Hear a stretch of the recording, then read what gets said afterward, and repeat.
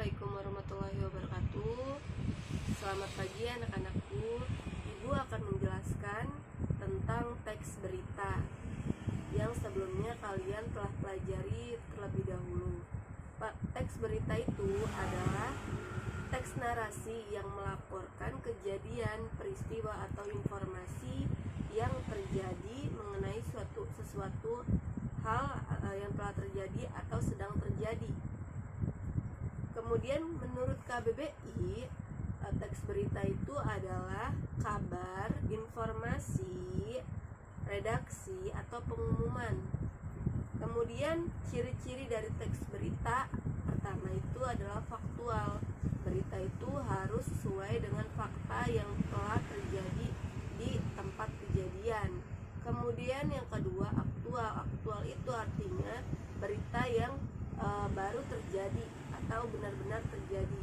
Kemudian yang ketiga unik atau menarik. Menarik di sini dapat menarik minat baca atau pendengar oleh warga-warga sekitar. Kemudian yang ketiga berpengaruh bagi masyarakat luas.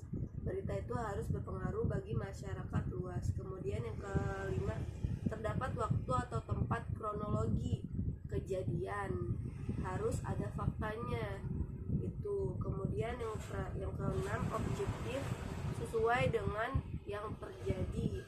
Kemudian bahasanya baku, sederhana dan komunikatif. Kemudian yang memuat 5W plus 1H.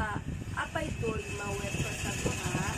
Pertama what, kedua who, ketiga why, keempat when, kelima where, keenam how.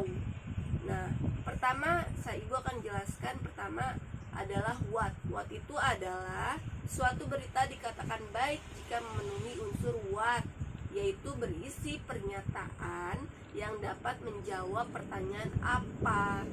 Berita apa yang disajikan? Kemudian yang kedua who. Who itu sertai keterangan tentang orang-orang yang terlibat dalam kejadian tersebut. Siapa saja yang terlibat dalam kejadian tersebut. Kemudian yang ketiga when.